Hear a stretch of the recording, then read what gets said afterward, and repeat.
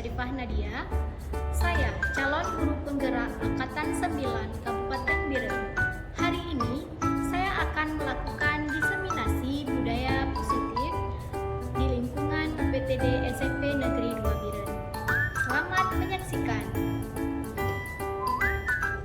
Assalamualaikum warahmatullahi wabarakatuh.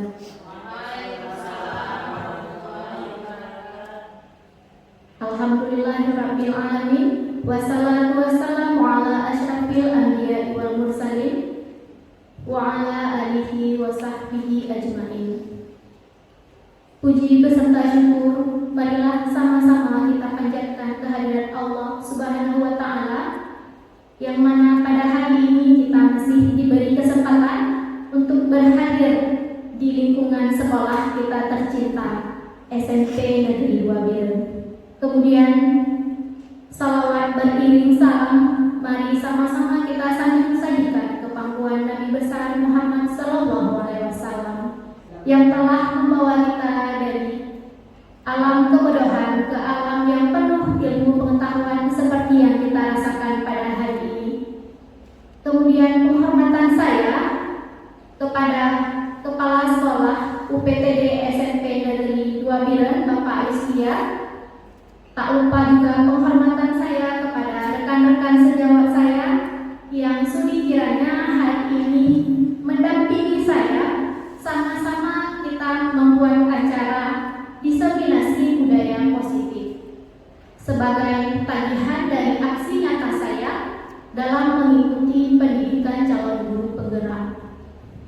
Kemudian untuk pembukaan acara maka akan dibuka oleh Kepala Sekolah kita, Bapak Rizkia. Kepada Bapak kami persilahkan.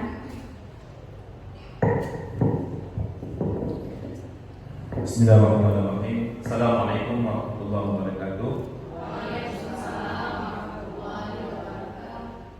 Alhamdulillahirabbil alamin, wassalatu wassalamu ala asyrafil anbiya'i wal mursalin wa ala alihi wa sahbihi ajma'in.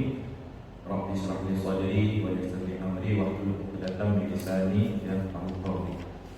Dan syukur kita kepada Allah Subhanahu wa taala, pagi ini kita bisa berhadir di tempat ini dalam rangka untuk kita mengikuti diseminasi budaya positif yang merupakan salah satu kewajiban mungkin ya dari peserta dalam guru penggerak di angkatan ke-9 ini, dalam rangka untuk memenuhi kewajiban-kewajiban yang harus dipenuhi. Kemudian salawat dan salam pangkuan Nabi besar Muhammad sallallahu alaihi wasallam, uswah dan qudwah kita semuanya. Yang kami hormati Bapak Ibu Dewan Guru yang telah dengan teguh dan kesabaran dalam mendidik putra-putri kita di sini, ya, siswa-siswi di sini untuk menjadi generasi penerus kita nanti ke depan. Kemudian sebelum kita buka acara ini, kami juga ingin mengucapkan selamat pada Ibu Syarifah Nadia SPD yang telah lulus seleksi guru penggerak angkatan 9 dan sekarang dalam tahap beberapa tahap yang harus dilalui berikutnya untuk kemudian resmi menjadi guru penggerak. Jadi calonnya hilang, tinggal guru penggeraknya. Dan alhamdulillah di depan kita nanti di angkatan 10 insyaallah kita akan menghadirkan 7 calon guru penggerak berikutnya di angkatan ke-10, dan mudah-mudahan dengan alur pembinaan yang sama mungkin dengan angkatan 9 nantinya akan melahirkan guru-guru yang menjadi katalisator untuk guru-guru yang lain di dalam teknologi pembelajaran. Jadi sesuai dengan tema hari ini, yaitu diseminasi budaya positif, ini juga bahagian segmen yang ingin kita tumbuh kembangkan di sekolah, karena bagaimanapun dengan adanya budaya yang positif ini lahir tumbuh di lingkungan pendidikan kita ini juga akan menjadi faktor yang sangat mendukung terhadap kualitas pendidikan yang bisa kita berikan untuk anak didik kita. Jadi insya Allah dengan peningkatan budaya positif yang lebih bagus dari yang sudah ada sekarang, ya insya Allah itu akan melahirkan sosok-sosok siswa ya, yang memiliki kepribadian yang utuh, ya, yang bagus, ya, yang bisa diharapkan untuk sebagai generasi yang akan datang. Jadi mudah-mudahan dengan diseminasi ini bisa kita membantu percepatan untuk penumbuhan budaya positif yang memang sudah positif. Kita lebih positifkan lagi, kita tingkatkan lagi, sehingga ini memang benar-benar menjadi sebuah satuan pendidikan yang memiliki budaya yang bagus. Ya, nah ini sebagai kita sebagai guru ataupun sebagai tenaga pendidik sangat penting untuk kita bisa menumbuhkan budaya yang positif ini. Demikian sebelum saya tutup, ya kita sama-sama buka ya dengan mengucapkan Bismillahirrahmanirrahim. Diseminasi budaya positif calon guru penggerak angkatan 9 PDD SMP Negeri 2 Biren Syarifah Nadia SPD TR yang dilaksanakan pada hari ini dengan resmi kita buka.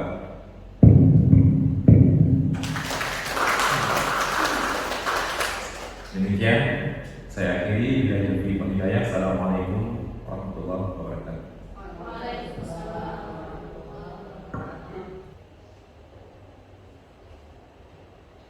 Baiklah, acara diseminasi penyebaran pemahaman budaya positif tadi telah dibuka oleh kepala sekolah.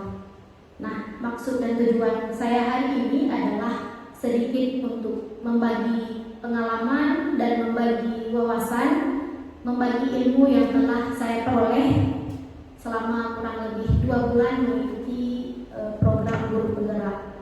Jadi sedikit membagi pengalaman saya. Banyak sekali hal-hal positif yang kita temui di pendidikan guru penggerak. Jadi saya berharap kepada rekan-rekan saya yang sedang berjuang di tahap kedua, saya doakan semoga semuanya lulus dan kita bisa sama-sama menggerakkan sekolah kita, yaitu UPPD SMP Negeri 2 Biren, di mana sekolah kita adalah satu dari 6 sekolah yang terpilih menjadi sekolah penggerak. Tidak lengkap rasanya sekolah penggerak tanpa guru penggerak di dalamnya.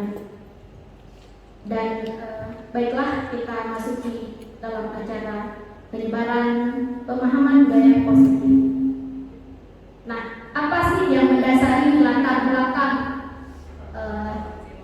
pentingnya budaya positif di sekolah? Yang pertama itu adanya krisis karakter yang sangat mengkhawatirkan, sehingga dianggap budaya positif itu perlu diterapkan sebagai pembiasaan. Kemudian yang kedua, sebagai tagihan kepada calon guru penggerak untuk melakukan pengimbasan terhadap rekan sejawat atau guru di sekolah. Kemudian tujuannya untuk apa budaya positif ini?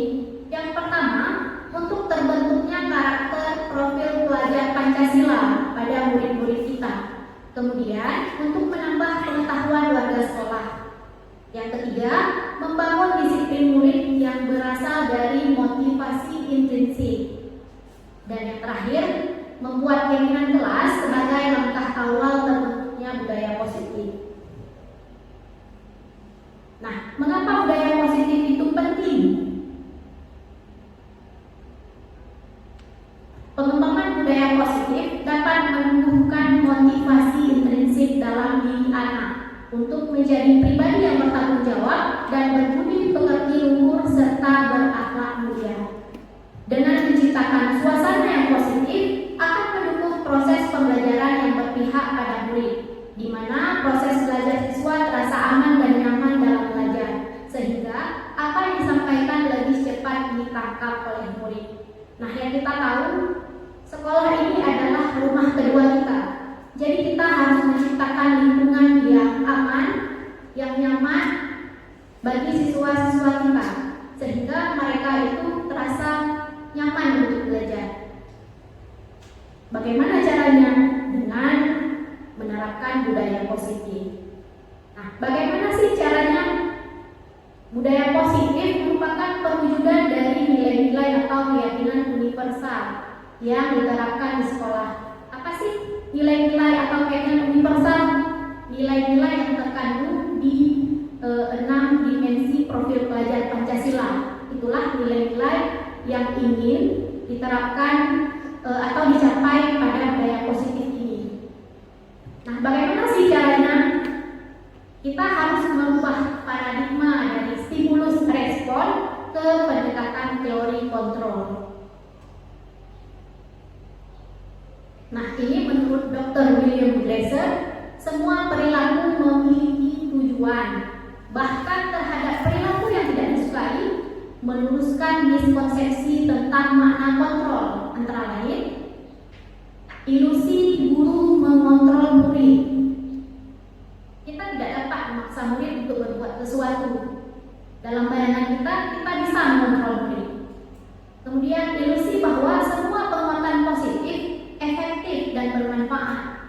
Penguatan positif atau bujukan adalah bentuk-bentuk kontrol, sehingga usaha untuk mempengaruhi murid agar mengulangi suatu perilaku tertentu adalah usaha untuk mengontrol murid tersebut.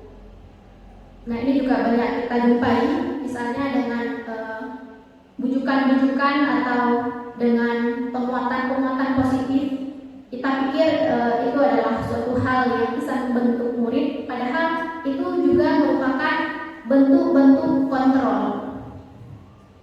Kemudian ilusi bahwa kritik dan membuat orang merasa bersalah dapat menguatkan karakter. Mungkin hal ini yang sering kita lakukan. Kita sering mengkritik dan membuat murid itu merasa bersalah dengan anggapan bahwasanya murid bisa mengubah karakter dirinya dengan kata-kata dari kita. Padahal itu juga berlawanan dengan teori William Glasser. Kemudian menggunakan kritik ilusi bahwa orang dewasa memiliki hak untuk memaksa. Nah, ini mungkin semua dari kita pasti berpikir demikian. Kita sebagai orang dewasa itu berhak untuk memaksa anak, memaksa murid, karena kita sudah dewasa, jadi kita punya hak lebih untuk memaksa.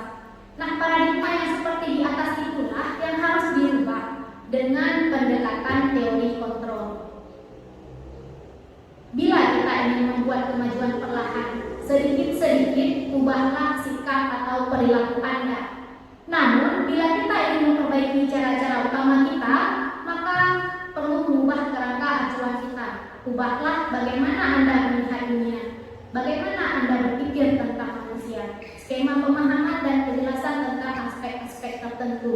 Nah, di sini kita sebagai guru, jika kita ingin membuat kemajuan, kita harus mengubah kerangka berpikir kita, bagaimana cara kita melihat dunia. Jadi kita dibantu oleh teori kontrol ini, bagaimana cocoknya kita bersikap sebagai seorang guru itu seperti apa. Nah, ini dia ada tabel perbandingan antara stimulus respon dan teori kontrol. Ini pandangan tentang dunia. Nah, di stimulus respon ini adalah teori yang sering kita terapkan sekarang. Itu kita main di stimulus respon. Sedangkan yang dituntut sekarang adalah kita menggunakan teori kontrol kepada anak.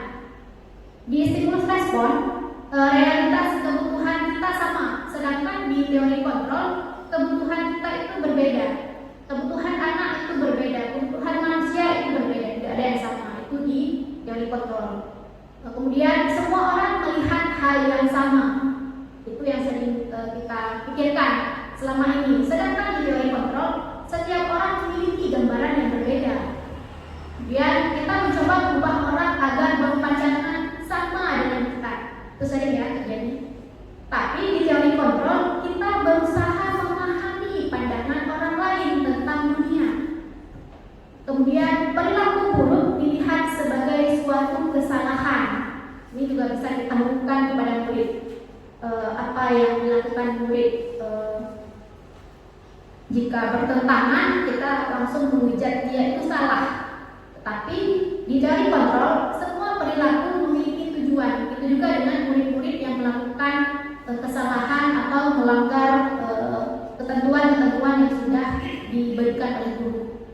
Kemudian orang lain bisa mengontrol saya, yaitu di stimulus respon. Sedangkan hanya Anda sendiri yang bisa mengontrol diri Anda. Kemudian saya bisa mengontrol orang lain. Di teori kontrol, Anda tidak bisa mengontrol orang lain. Kemudian pemaksaan ada pada saat bujukan gagal. Jadi setelah kita bujuk, bisa kita paksa. Tapi di dalam teori kontrol, kita harus membuat pilihan baru. Kita harus berkolaborasi dan nanti di kedepannya itu ada bagaimana caranya menangani anak-anak yang memiliki masalah itu dengan pendekatan segitiga restitusi. Kemudian di stimulus respon, model berpikir menang kalah. Tapi di teori kontrol, model berpikir menang-menang. Jadi semua anak itu berhak untuk mendapatkan kemenangannya masing-masing dengan caranya masing-masing gitu. Nah, berdasarkan teori kontrol, semua perilaku memiliki tujuan, termasuk perilaku siswa. Perilaku itu terkait untuk memenuhi kebutuhan dasar manusia. Nah, ketika guru sudah mampu memahami kebutuhan dasar setiap siswa, langkah yang dilakukan adalah menerapkan disiplin positif. Nah, sebelum kita sama-sama nantinya akan menerapkan budaya positif di sekolah, kita harus tahu dulu bahwasanya kita sebagai manusia itu punya 5 kebutuhan dasar yang harus terpenuhi. Yang pertama adalah kebutuhan akan kasih sayang dan rasa diterima. Jadi semua orang itu perlu rasa dicintai. Kemudian baik itu dicintai oleh orang tua, dicintai oleh guru dan lingkungan. Jadi semua orang harus merasa diterima gitu. Kemudian kebutuhan untuk kebebasan, bisa kebebasan dalam berekspresi, kebebasan dalam berpendapat, maupun kebebasan dalam melakukan kegiatan-kegiatannya. Kemudian dalam hal kesenangan, jadi juga kita butuh kesenangan, kemudian penguasaan, dan yang terakhir itu bertahan hidup. Bertahan hidup contohnya itu makanan, minuman, itu adalah kebutuhan bertahan hidup. Nah, sebagai guru kita harus tahu dulu bahwasanya kita sebagai manusia punya 5 kebutuhan dasar yang wajib terpenuhi. Nah, jika salah satu dari kebutuhan dasar ini tidak terpenuhi, maka anak-anak tadi akan mencari celah untuk memenuhi kebutuhannya. Gitu.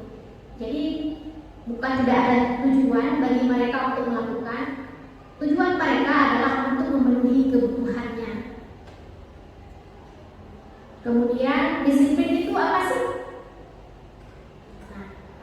Dari Bapak Pendidikan kita Ki Hajar Dewantara menyatakan bahwa di mana ada kemerdekaan, disitulah harus ada disiplin yang kuat. Sungguh pun disiplin itu bersikap self-disiplin, yaitu kita sendiri yang mewajibkan kita dengan sekeras-kerasnya. Tetapi itu sama saja, sebab jikalau kita tidak cakap melakukan self-disiplin, wajiblah penguasa lain mendisiplin diri kita.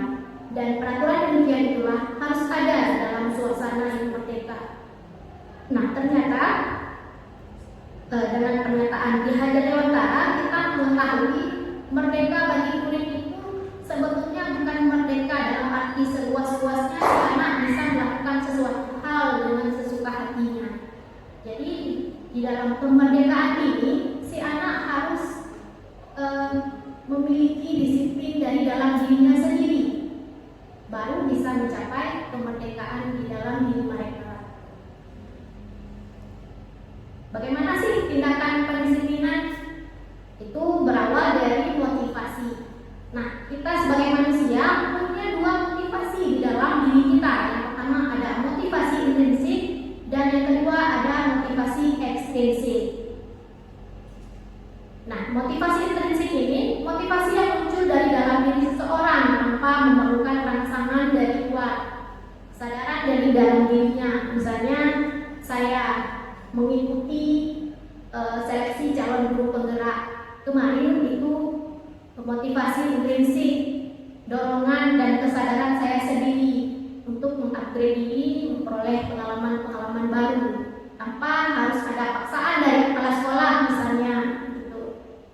Kemudian yang kedua ada motivasi ekstrinsik, motivasi yang timbul dan berfungsi karena adanya pengaruh dari luar.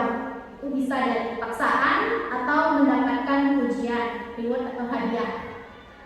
Ini di waktu saya kecil, saya sering dilumpuhkan oleh motivasi ekstrinsik. Jadi saya belajar itu supaya diberikan sepeda atau diberikan apa reward dari orang tua. Kalau juara 1 diberikan sepeda. Nah itu rupanya setelah saya jadi guru, saya memiliki motivasi ekstrinsik. Kapan motivasi intrinsik saya tumbuh? Setelah saya dewasa. Dan sekarang tugas kita, bagaimana cara kita menumbuhkan motivasi intrinsik dari dalam diri anak, supaya anak itu mempunyai kesadaran dari dalam dirinya untuk mengatur perilaku yang ada pada dirinya sendiri. Motivasi perilaku ini dari Diana Bosen. Nah, untuk menghindari ketidaknyamanan atau hukuman, ini dihubungkan dengan murid ya. Contohnya mendapat hukuman jika tidak mengerjakan PR. Jadi anak-anak merasa mengerjakan PR itu supaya tidak dihukum oleh guru, bukan kesadaran dari dalam dirinya. Kemudian untuk mendapat imbalan atau penghargaan dari orang lain, rajin belajar karena ingin mendapatkan pujian dari guru. Jadi antara 1 dan 2 ini adalah hal yang sering kita jumpai di lapangan, di mana anak sering ke motivasi ekstrinsik dari luar. Apa tugas kita? Untuk membuat anak menumbuhkan motivasi intrinsik dari dalam. Jadi motivasi bersifat internal karena ada kesadaran dari dirinya sendiri. Itulah yang dinamakan dengan disiplin positif. Nah, disiplin positif adalah menumbuhkan disiplin yang didorong dalam diri anak tanpa hukuman dan hadiah. Jadi menurut kurikulum kita yang baru, anak itu didorong tanpa adanya hukuman atau hadiah. Disiplin positif adalah suatu pendekatan yang dirancang untuk mengembangkan murid untuk menjadi pribadi dan anggota dari komunitas yang bertanggung jawab, penuh hikmat dan kritis.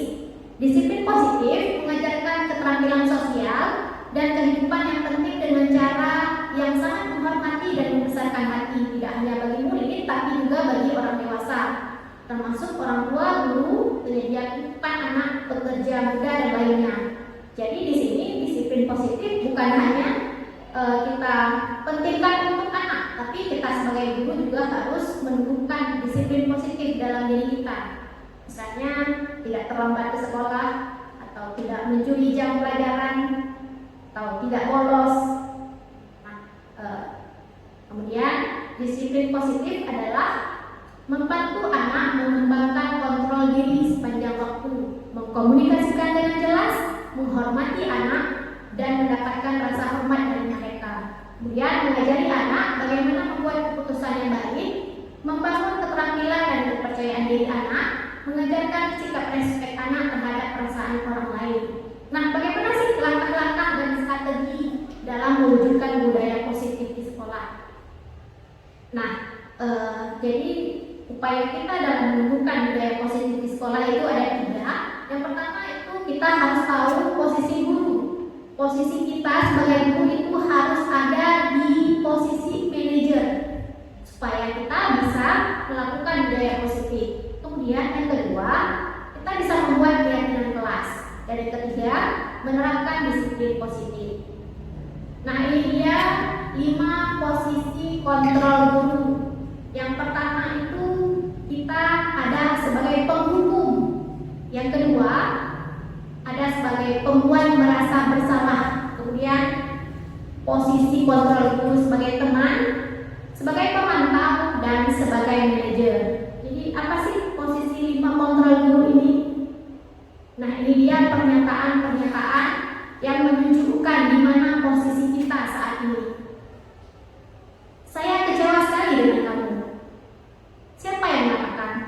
ia itu adalah guru yang memiliki posisi kontrol sebagai pembuat orang merasa bersalah. Jadi kalimat-kalimat ini yang dilontarkan kepada anak.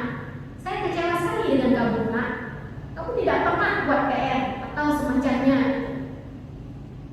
Jadi jika seorang guru membuat orang merasa bersalah, maka secara tidak langsung kita sudah mengarahkan anak ke identitas gagal. Kita menanamkan pada diri anak bahwasanya itu mereka selalu salah. Jadi tidak pernah merasa ada pembenaran dari kita sebagai guru. Kemudian yang kedua ada kalimat kamu tidak pernah benar melakukannya, atau kamu saja yang ulang-ulang kesalahan, atau kamu dihukum karena tidak membuat PR, kamu keliling lapangan 3 kali misalnya. Itu kita sebagai penghukum, ya. Kemudian jika kita sebagai teman, bagaimana sih kalimat-kalimat yang kita katakan pada anak? Ayolah lakukan demi ibu bapak, ayolah buat PR, nak. Kasihan orang tuamu di rumah misalnya. Atau ayolah, dengan ajakan yang membuat anak itu merasa kita sebagai teman. Kemudian ada posisi kontrol guru sebagai pemantau. Apakah kamu mau mendapatkan stiker bintang hari ini? Jadi kita yang tanyakan ke anak. Apakah kamu mau mendapatkan nilai yang bagus atau kemampuanmu meningkat? Itu posisi kontrol kita sebagai manajer dan pemantau, ya. Dan bagaimana sih posisi kontrol kita sebagai manajer? Kita lebih menyelesaikan permasalahan anak itu, kita tanyakan kepada anak tadi, bagaimana kamu bisa menyelesaikan masalah ini? Gitu. Jadi itu kalimat kita guru sebagai manajer. Kita memanage anak supaya anak bisa membuat keputusan sendiri dalam menyelesaikan masalah yang sudah diperbuatnya. Nah, ini untuk yang terakhir, kamu selalu yang paling terakhir. Itu adalah juga kalimat posisi kontrol guru kita sebagai penghukum. Nah, sekarang untuk refleksi, saya akan membagikan kertas, ya, dan kita menulis di sini kira-kira sebelum memahami budaya positif dan posisi kontrol guru, kira-kira saya ingin tahu ibu dan bapak di sini hari ini sudah sampai tahap mana posisi kontrolnya masing-masing. Mungkin bisa dituliskan dan ditempelkan di kertas plano yang di depan.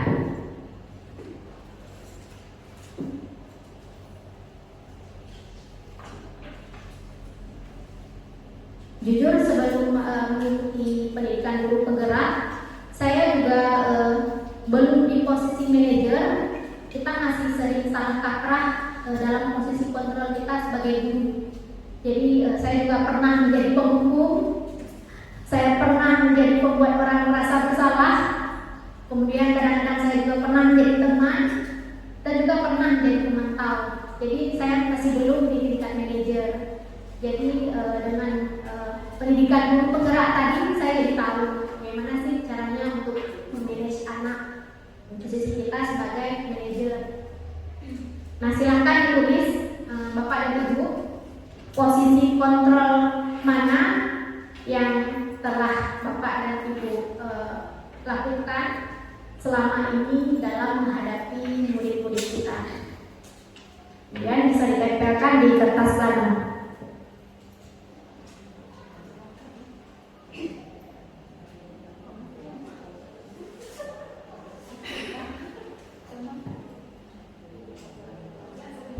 Kalimatnya kan nggak mesti kayak itu kan? Bapak Ibu tinggal mengisi saja posisi kontrol saya sebagai guru, misalnya teman, gitu. Jadi selama ini posisi kontrol Bapak sebagai teman, atau misalnya posisi kontrol Ibu selama ini sebagai penghukum, misalnya sering menyuruh anak untuk berdiri di depan kelas sambil memegang kuping misalnya, atau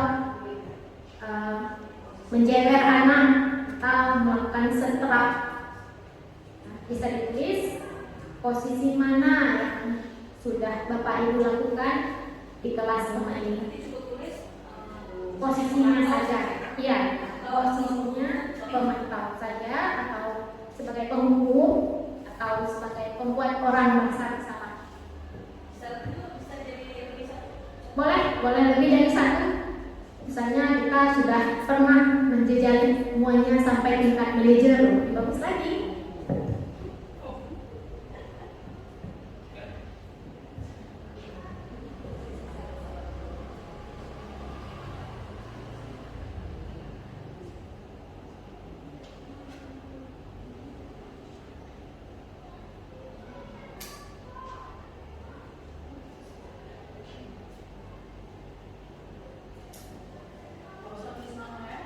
Tidak usah tulis nama karena ini bersifat pribadi ya. Jadi silakan tempelkan di kertas plano. Tidak masalah karena seperti yang saya bilang tadi, saya juga pernah menjadi seorang penghukum bagi anak. Menilai kejujuran diri sendiri. Sebetulnya sejauh apa sih posisi kontrol diri kita sebagai seorang guru? Silahkan ditempelkan Bapak dan Ibu.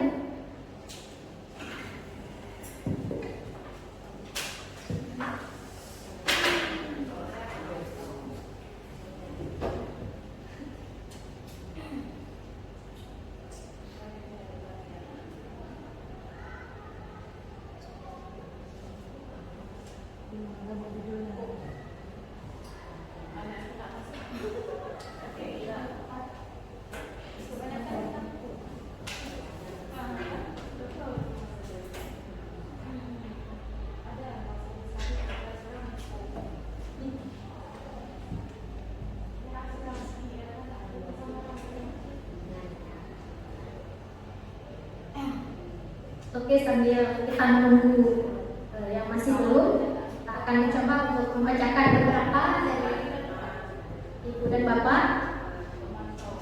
Di sini posisi saya di dalam guru sebagai teman dan pembuat orang merasa bersalah. Oke. Kemudian posisi kontrol saya selama ini yaitu sebagai teman. Posisi kontrol saya sebagai teman dan pemantau. Sudah bagus ya? Kemudian pemantau, pernah tanpa latihan PMU tidak siap. Penghukum, kamu selalu yang terakhir siap. Oke, saya hargai kejujurannya, tidak apa-apa karena kita masih belajar. Kemudian penghukum dan pemantau. Posisi kontrol saya sebagai guru selama ini masih pada tahap pemantau. Dan sesekali saya juga pernah bertindak sebagai teman bagi mereka untuk mengetahui permasalahan yang mereka hadapi. Bagus sekali, berarti di sini sudah ada interaksi dengan anak, sudah mengajak anak untuk bercerita mungkin permasalahan apa sih yang ada pada diri mereka, cara mendekatinya. Kemudian ada posisi kontrol saya sebagai teman dan pemantau. Posisi kontrol saya sebagai pembuat orang merasa bersalah, teman dan pemantau. Kemudian ada sebagai teman, pemantau, penghukum. Pemantau, pembuat orang merasa bersalah, dan manajer. Bagus sekali. Kita sudah ada di sini satu ya sebagai manajer. Nah, kita tepuk tangan dulu untuk kita semua yang sudah merefleksikan dirinya, merefleksikan posisi kontrol guru yang selama ini sudah diterapkan kepada anak. Nah, di kurikulum kita sekarang, kurikulum Merdeka, kita ditunjuk dan diminta supaya kita itu bisa naik level ke level manager. Jadi tidak ada lagi pemantau, penghukum, teman, tidak ada lagi. Jadi kita disuruh naik level ke tingkat manager. Kemudian ada hukuman penghargaan. Nah ini juga soal ya. Kita baca sama-sama. Boleh dibagikan lagi kertas plannya. Sambil dibagikan, saya akan membaca. Iva kurang menguasai pelajaran matematika, sehingga pada saat pelajaran tersebut berlangsung, dia lebih banyak berdiam diri atau menggambar di buku pelajarannya. Pada saat guru matematikanya, Pak Seno, menanyakan pertanyaan, Iva menjadi guru dan tak sengaja menjatuhkan tasnya dari kursi, serta tiba-tiba menjadi gagap pada saat berupaya menjawab. Seluruh kelas pun tertawa melihat dan terkejut tersebut. Pak Seno pada saat itu membiarkan teman-teman IFA menertawakan IFA yang tergagap dan malu luar biasa. Dan malahan minta IFA untuk maju ke depan dan berdiri di depan kelas sambil menunjuk hidungnya karena tidak bisa menjawab pertanyaan Pak Seno. Kelas menjadi gaduh dan anak-anak pun tertawa melihat IFA di depan kelas memegang ujung hidungnya. Nah, kira-kira Bapak Ibu sudah tahu ya alur dari kasus yang saya bacakan ini. Nah, inilah pertanyaannya. Apakah Anda setuju dengan tindakan Pak Seno terhadap IFA? Alasannya mengapa? Kemudian menurut Anda, tindakan Pak Seno terhadap IFA adalah sebuah hukuman atau konsekuensi? Nah, silakan dijawab di kertas plano. Kemudian nanti kita akan minta persediaan 1 atau 2 orang untuk melakukan refleksinya, bagaimana pandangannya terhadap kasus ini ya.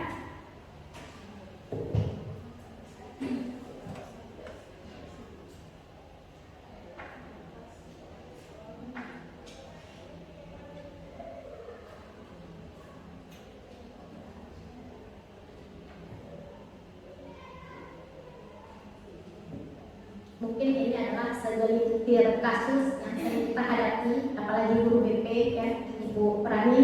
Ini adalah cuma secuil kasus yang dihadapi di permasalahan di kelas kita.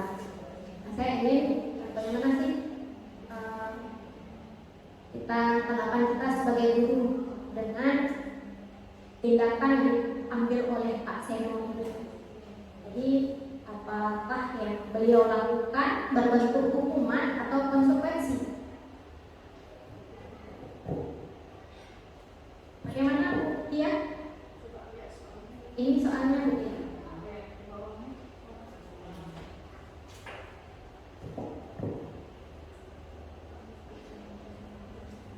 Anda setuju dengan tindakan Pak Seno terhadap IFA?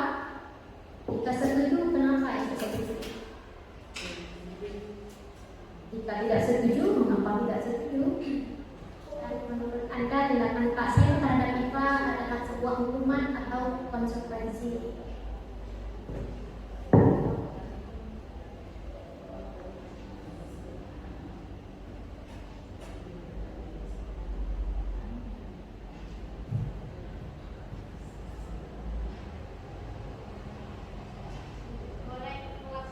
Boleh melakukan diskusi juga dengan rekan supaya tidak tegang kali.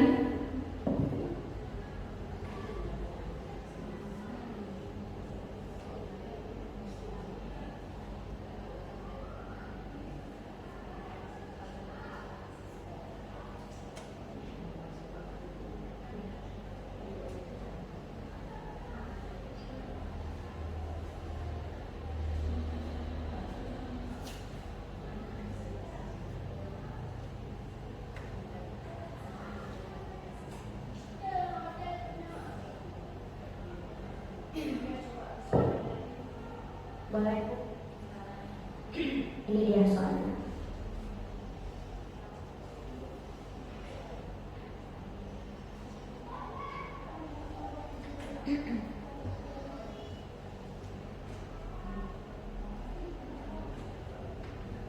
Ada yang mau jelas mungkin boleh ditanyakan.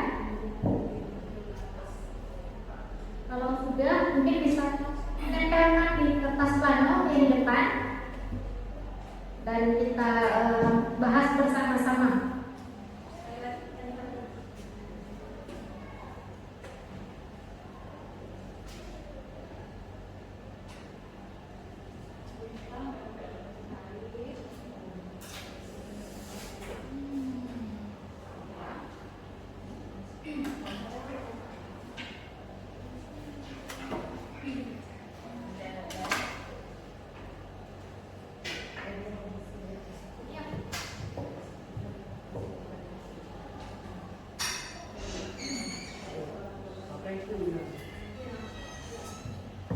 Oke, mari kita bacakan. Ini ada yang setuju, seorang siswa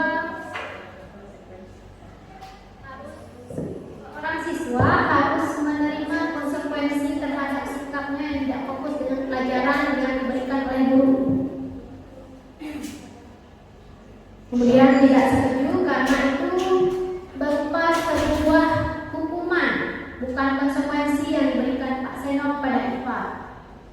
Kemudian saya tidak setuju dengan perlakuan Pak Seno karena menjatuhkan rasa kepercayaan diri siswa.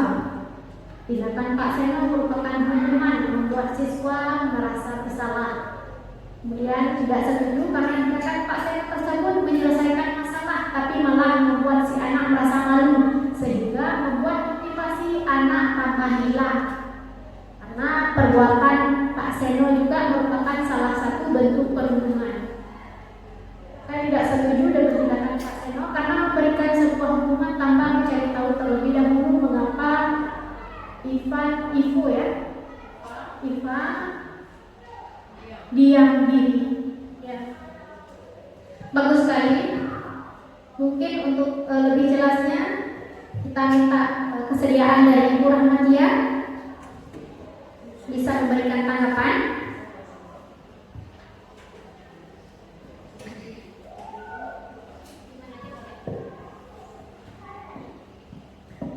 Terima kasih Bu Nadia atas waktunya.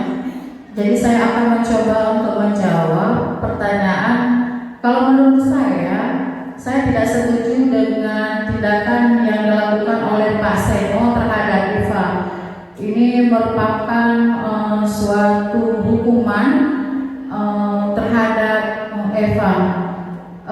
Padahal Pak Seno maunya terlebih dahulu dia mencari tahu dulu mengapa Ivan ini berdiam diri dan suka menggambar. Mungkin saja ada penyebab yang bukan dari Ivannya tetapi dari gurunya.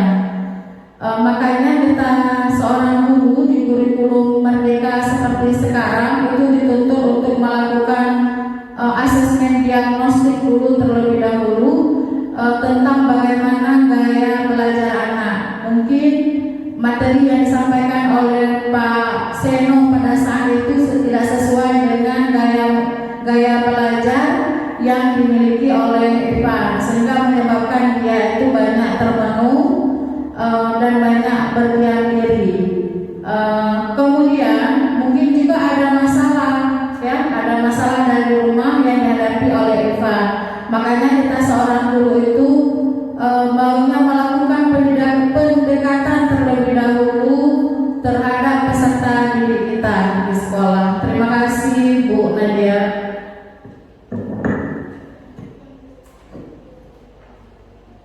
Ya, bagus sekali ya. Ucapkan terima kasih kepada Bu Rahmatia yang sudah memberikan tanggapan terhadap kasus Iva dan Pak Seno. Nah, saya juga tidak setuju karena tindakan Pak Seno adalah hukuman. Jadi seperti yang sudah kita bahas di atas, kita sebagai guru itu harus tahu dulu kebutuhan anak itu seperti apa. Mungkin dari Iva ini ada kebutuhan dasar dia yang tidak terpenuhi.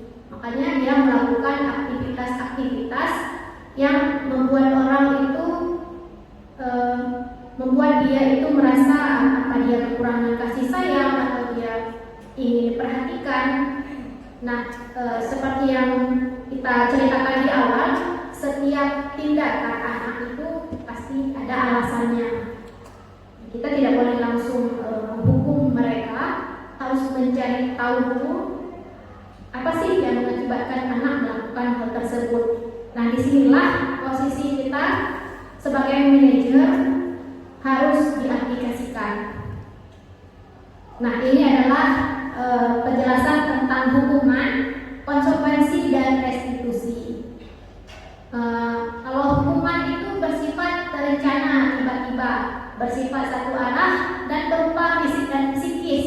Misalnya anak melakukan sesuatu, kamu keliling lapangan 20 kali, jadi itu langsung dari satu arah dari kita yang menyuruh kepada anak, dan itu berupa fisik dan psikis. Jadi mengakibatkan fisik dan psikis mereka itu lebih ke hukuman. Kemudian yang kedua itu ada konsekuensi. Sudah terencana, sudah disepakati, diberikan berdasarkan suatu data yang umumnya dapat diukur. Murid tetap dibuat tidak nyaman untuk jangka waktu pendek. Kemudian guru memonitor murid. Misalnya contohnya murid tidak buat PR. Konsekuensinya apa? Bisa saja kita menyuruh murid untuk tinggal di kelas, tidak boleh istirahat sebelum dia mengerjakan PR-nya dulu, baru boleh keluar main-main. Dan itu sudah disepakati dulu dengan anak, tapi tetap membuat anak itu merasa tidak nyaman dalam waktu yang pendek. Kemudian yang ketiga ada restitusi. Nah, inilah yang diharapkan dari kita untuk kita terapkan kepada anak, restitusi ini. Apa sih restitusi? Proses menciptakan kondisi bagi murid untuk memperbaiki kesalahan mereka sehingga mereka bisa kembali kepada kelompok mereka dengan karakter yang lebih kuat. Merupakan proses kolaboratif yang mengajarkan murid untuk mencari solusi untuk masalah mereka dan membantu murid berpikir tentang orang seperti apa yang mereka inginkan dan bagaimana mereka harus memperlakukan orang lain. Nah, caranya bagaimana? Yang pertama kita buat keyakinan kelas. Apakah Bapak dan Ibu semuanya sudah membuat keyakinan kelas di masing-masing kelasnya? Nah, berikut adalah mungkin bisa jadi referensi ya, apakah yang sudah Bapak Ibu lakukan itu sudah sesuai apa belum dengan keyakinan yang sudah Bapak Ibu buat selama ini di kelas. Yang pertama itu keyakinan kelas bersifat lebih abstrak daripada peraturan yang lebih rinci dan konkret. Yang kedua, keyakinan kelas berupa pernyataan-pernyataan universal. Lalu pernyataan keyakinan kelas senantiasa dibuat dalam bentuk positif. Keyakinan kelas hendaknya tidak terlalu banyak sehingga mudah diingat dan dipahami oleh semua warga kelas. Lalu keyakinan kelas sebaiknya sesuatu yang dapat diterapkan di lingkungan tersebut. Kemudian semua warga kelas hendaknya ikut berkontribusi dalam pembuatan keyakinan kelas lewat kegiatan curah pendapat. Satu lagi, bersedia meninjau kembali keyakinan dari waktu ke waktu. Nah, bagaimana sih prosedur dari pembuatan keyakinan kelas? Mungkin ini bisa diaplikasikan bagi wali kelas. Nanti sama-sama setelah kita tahu bagaimana sih prosedur pembentukan keyakinan kelas, jadi bisa diaplikasikan ke kelas masing-masing untuk membentuk keyakinan kelas. Yang pertama itu, mempersilahkan warga sekolah atau murid untuk bercurah pendapat tentang peraturan yang perlu disepakati di kelas kita. Apa misalnya tentang menghormati atau tentang menjaga barang orang lain atau semacamnya. Kemudian kita catat masukan-masukan murid itu di papan tulis atau di kertas plano. Jadi kita mengumpulkan murid dulu, kemudian kita minta dari anak itu sendiri untuk melakukan curah pendapatnya. Lalu kita susun keyakinan kelas sesuai prosedur pembentukan keyakinan kelas. Kemudian kita ganti kalimat-kalimat yang bentuk negatif menjadi positif. Contohnya, ini jangan berlari di kelas atau koridor. Jadi kita ubah ke kalimat positif, berjalanlah di kelas atau koridor. Atau jangan buang sampah sembarangan. Kita ubah kalimatnya ke kalimat positif, buanglah sampah pada tempatnya. Gitu. Kemudian yang keempat, tinjau kembali daftar curahan pendapat yang sudah dicatat. Kemudian tinjau ulang secara bersama-sama dan dia tidak terlalu banyak, ada 3-7 prinsip untuk keyakinannya. Kemudian kita tinjau ulang dan kita tanda tangani, kita sebagai guru dan semua murid, kita tanda tangani MOU yang sudah disepakati bersama-sama. Kemudian keyakinan kelas tersebut diletakkan di dinding kelas di tempat yang mudah dilihat semua warga kelas. Ini dia contoh keyakinan kelas 7. Di dimensi hormat, di elemen hormat maksudnya, kami meyakini bahwa sangat penting untuk menghormati semua orang dan barang milik orang lain. Kemudian di elemen bekerja, kami meyakini bahwa sangat penting untuk mengerjakan segala pekerjaan atau mengikuti kegiatan yang telah ditugaskan. Kemudian diterima dan dimiliki, kami meyakini bahwa sangat penting untuk merasa diterima pada suatu kelompok dan saling peduli satu dengan yang lain. Kemudian di dalam sikap hormat tadi itu harus tampak siswanya itu di dalam sikap hormat ya, di dalam elemen hormat siswa harus tampak seperti datang tepat waktu, menyapa teman dan guru setiap hari, mengembalikan barang yang telah dipinjam dan mengucapkan terima kasih. Jadi anak-anak itu tidak boleh tidak tampak Ini tidak boleh tampak seperti ini, sering hadir terlambat, tak acuh kepada teman, tidak mengembalikan barang yang telah dipinjam, dan meletakkan barang sembarangan. Nah, kemudian kita buat lagi di pendalamannya. Kita harus memberikan ini kepada siswa. Tugas kita itu apa sih? Tugas siswa apa? Tugas guru apa? Nah, sebelum kita memberikan ini, kita tanya sama mereka. Guru tugasnya mengajar misalnya. Kalian tugasnya belajar. Guru tugasnya mendidik. Murid itu tugasnya mencoba. Guru tugasnya memberi nilai. Kalian tugasnya mengikuti peraturan. Gitu. Jadi hal-hal ini kita sepakati dengan murid kita masing-masing. Kemudian guru tugasnya bukan untuk menyakiti atau disakiti. Murid tugasnya bukan menyakiti atau disakiti. Kemudian guru tugasnya bukan memaksa kamu untuk belajar. Murid tugasnya bukan untuk mengeluh. Murid tugasnya untuk belajar dengan sungguh-sungguh tanpa ada paksaan. Kemudian masuk ke restitusi.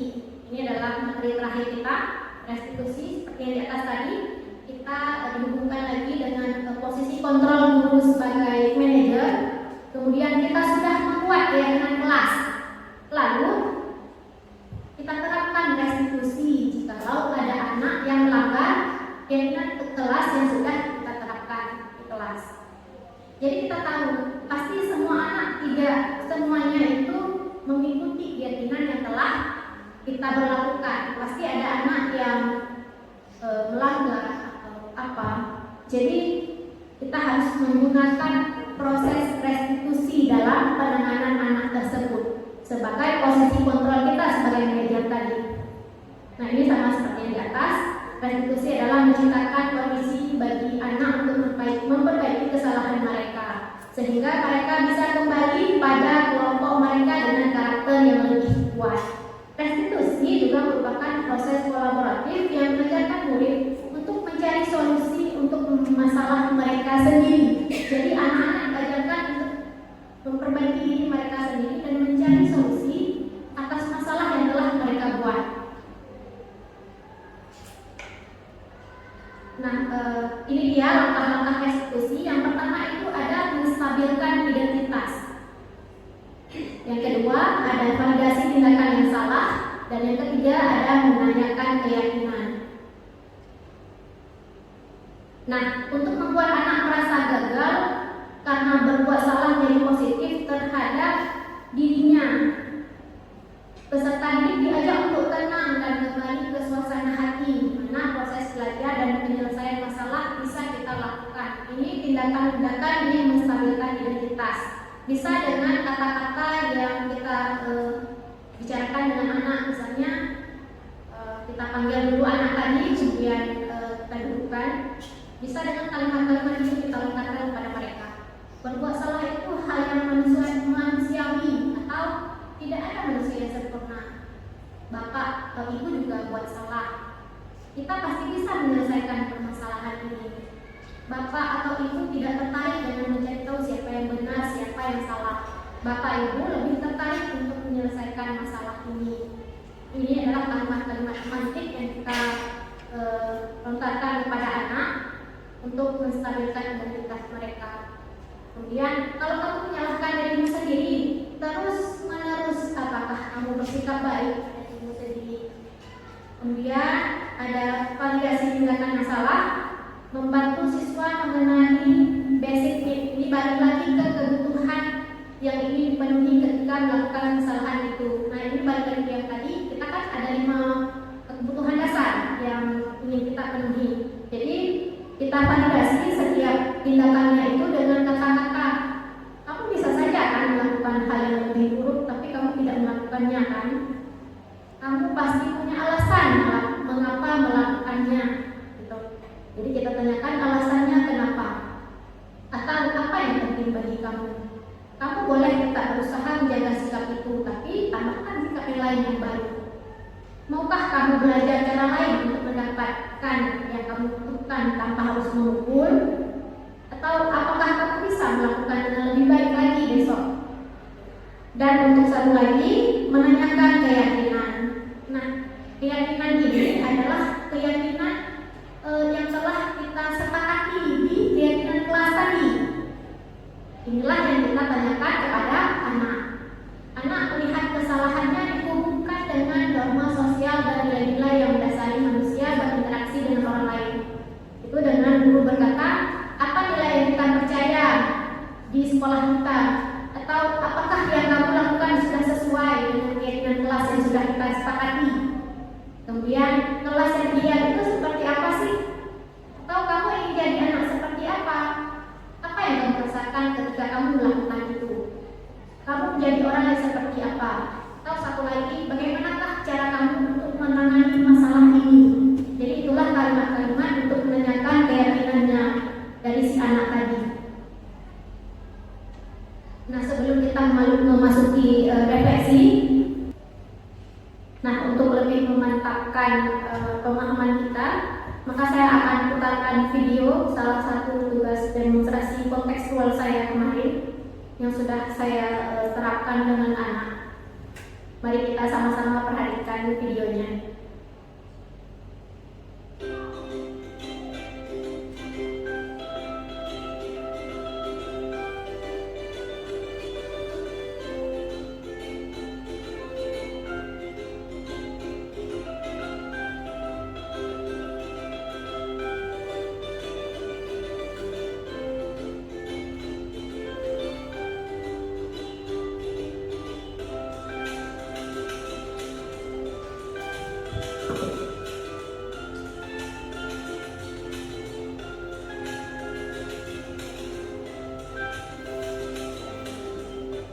Kasusnya, Alfi sering mengganggu teman di kelasnya, hingga suatu hari ada temannya yang menangis akibat diganggu oleh Alfi. Nah, berikut adalah restitusi yang saya lakukan.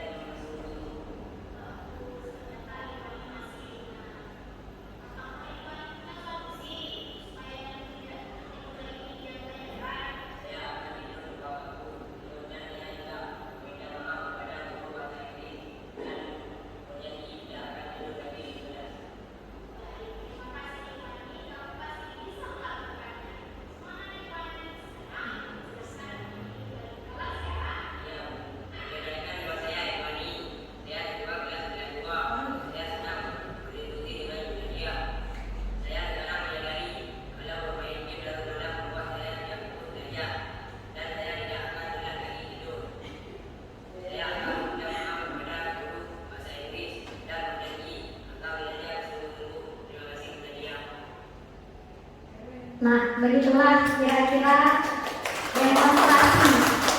Untuk kedepannya kita dituntut untuk melakukan itu real dengan anak, dan kira-kira contoh melakukan segitiga restitusi itu seperti itu kira-kira. Jadi sudah jadi acuan bagi Bapak Ibu bagaimana caranya untuk melakukan restitusi tadi yang sudah 1 jam yang lalu kita bahas.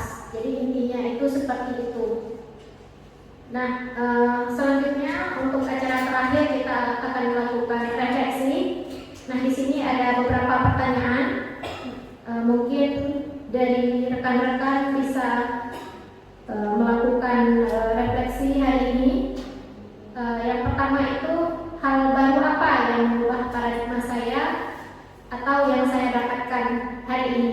Kemudian perasaan apa yang muncul selama mengikuti sesi ini, khususnya mengenai makna disiplin dan motivasi intrinsik. Kemudian peran apakah yang telah saya lakukan sebelum mengikuti kelas ini atau sesi ini. Kemudian saya akan menjadi guru yang seperti apa setelah mengikuti sesi ini.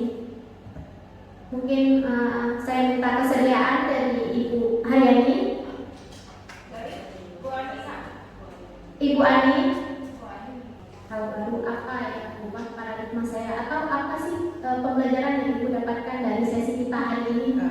Baik, Assalamualaikum warahmatullahi wabarakatuh. Waalaikumsalam warahmatullahi wabarakatuh.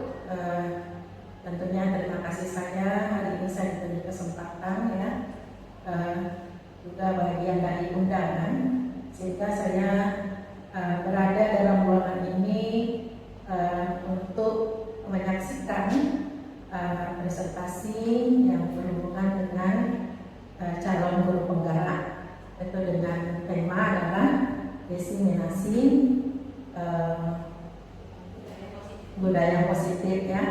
Jadi selama sekian menit, 60 menit yang sudah kita lalui, ada pun yang dapat saya rekam yang menjadi paradigma baru barangkali yang dapat saya ambil dari pembelajaran hari ini adalah bahwa untuk mengkondusifkan ya atau lebih kepada bagaimana teori ini mengajarkan kita tentang kondusifnya lingkungan belajar. Hal ini itu dapat dilihat dari peran seorang guru. Yang pertama, posisi guru itu seperti apa? Apakah dia seperti teman sehingga nanti siswanya dia akan rindu kepada gurunya? Artinya kita akan menempatkan siswa itu ya mendengar keluhannya lalu mencari solusinya. Nah, sehingga pembelajaran yang kita tawarkan itu sesuai dengan gayanya seperti yang disampaikan Bu Rahmatia tadi. Nah, dengan demikian anak itu selalu akan berkenan, akan bersedia, dia akan mengikuti pembelajaran yang kita tawarkan. Menjadi pembelajaran yang menarik, yang berkesan baginya, dan akan rindu dengan pembelajaran yang akan kita ajarkan. Nah, lalu sebagai guru yang posisinya sebagai manajerial, pastinya dia akan mengelola bagaimana emosional seorang siswa dalam menerima proses pembelajaran baik di sisi belajarnya maupun aturan-aturan yang ada baik secara umum di sekolahnya maupun juga di dalam kelasnya. Seperti yang kita saksikan tadi, ada kalimat-kalimat yang akan dilakukan seperti misalnya membuang sampah pada tempatnya, tapi tidak dengan kalimat jangan buang sampah di tempatnya, tapi lebih kepada membuang sampah pada tempatnya. Barangkali anak-anak bisa menyentuh, oh seperti ini Pak guru saya. Nah, guru saya memberi kalimat-kalimat yang santun sehingga menyentuh perasaan saya. Akhirnya saya akan melakukan hal-hal yang sudah kita sepakati. Itu yang bisa saya sampaikan Bu Nadia. Nah, adapun kesan saya, insya Allah dengan paparan tadi saya akan lakukan di kelas yang saya ampuh. Kemudian ya sebagai wali kelas saya akan membuat pajangan-pajangan seperti tadi ya dengan kalimat-kalimat yang positif sehingga dapat menumbuh kembangkan bagaimana anak-anak itu berinteraksi dalam belajarnya. Dan saya sebagai seorang guru, saya akan menjadi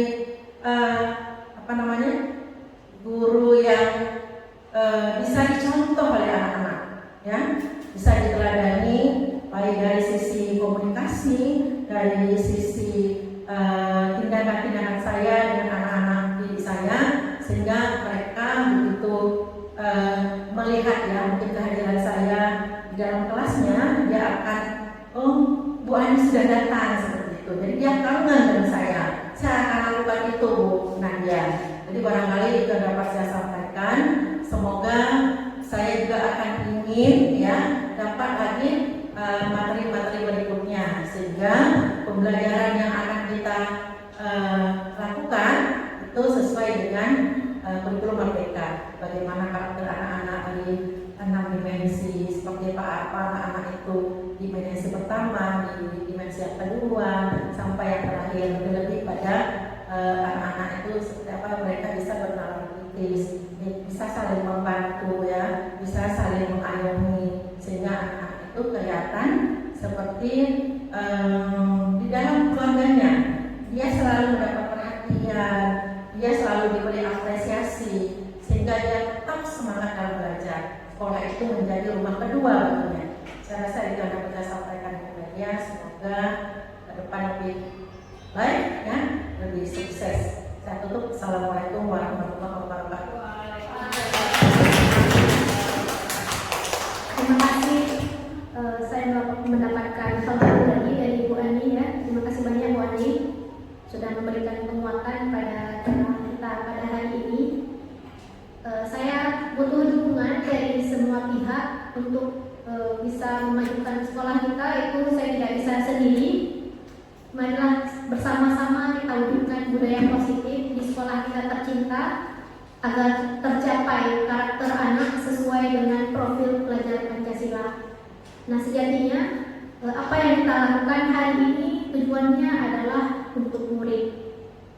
Semata-mata semuanya adalah untuk murid.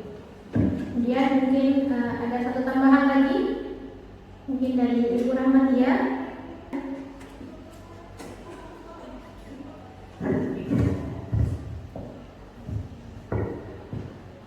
Bisa menjawab refleksi dari 1, 2, 3, atau 4. Bisa memilih satu, Bu Rahmatia.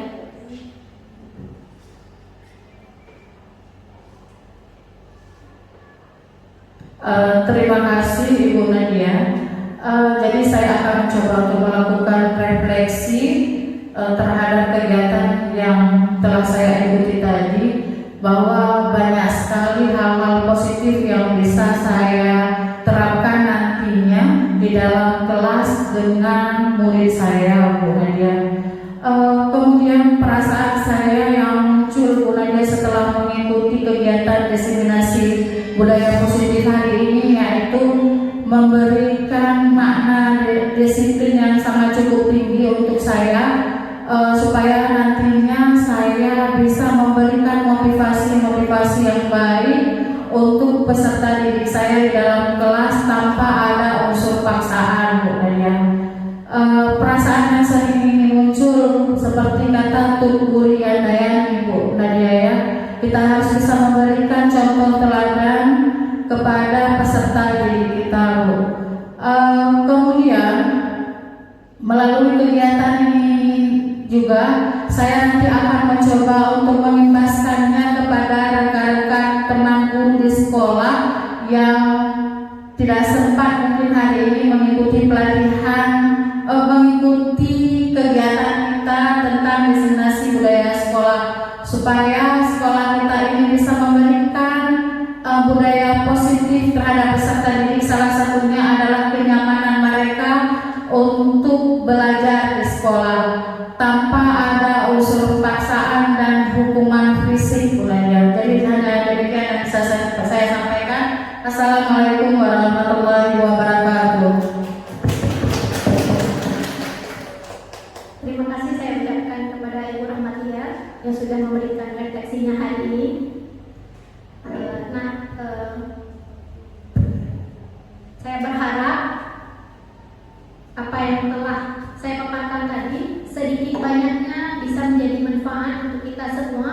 dan tentunya bisa menjadi wawasan baru lagi bagi Bapak dan Ibu untuk terus membuka pengalaman, membuka wawasannya, bahwasanya pemahaman kita terhadap dunia itu harus diubah. Paradigma-paradigma yang dulu itu kita lupakan dan kita masuk ke pemikiran kita yang baru. Kita harus berwawasan luas agar kita bisa menjadi contoh teladan tentunya untuk peserta didik kita. Mungkin hanya itu materi atau pemahaman yang bisa saya bagikan untuk rekan-rekan saya pada hari ini.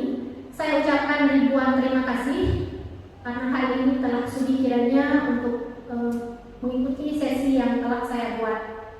Diambil manfaatnya, dibuang yang tidak baik. Nah, untuk penutupan acara, saya minta kesediaan dari Ibu Rahmatia untuk menutup acara hari ini.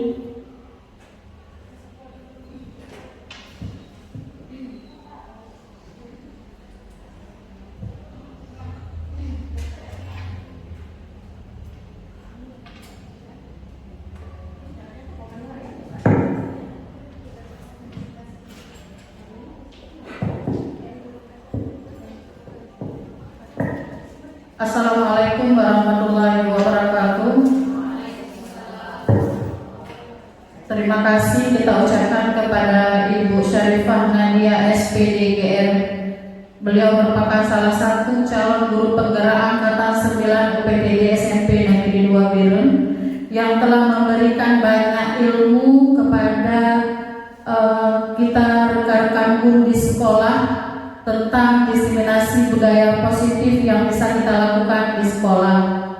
Banyak sekali manfaat dari kegiatan kita hari ini dan saya mengharapkan kepada seluruh guru-guru atau rekan sejawat kita yang ada di sekolah untuk bisa mengimplementasikan apa yang sudah kita pelajari pada hari ini. Banyak ilmu-ilmu baru yang bisa kita dapatkan dan dengan ilmu tersebut kita bisa menciptakan sekolah yang nyaman dan menyenangkan untuk peserta didik kita maupun kepada kita guru di sekolah. Saya sendiri mengharapkan kepada rekan-rekan guru di sekolah untuk bisa memberikan contoh teladan yang baik kepada murid kita agar mereka bisa mengimplementasikan apa-apa yang mereka pelajari di sekolah ke dalam kehidupan mereka bermasyarakat nanti. Melalui diseminasi budaya positif ini, kita guru juga digerakkan untuk bisa berinovasi dan berinovatif dalam melakukan berbagai gerakan-gerakan budaya yang positif. Jadi Bu Nadia, sekali lagi saya mengucapkan terima kasih yang banyak yang telah memberikan kami materi-materi tentang apa-apa saja dan bagaimana penyebaran budaya positif itu bisa terjadi di sekolah. Terima kasih Bu Nadia, dan acara diseminasi budaya positif pada UPTD SMP Negeri 2 Biren resmi ditutup.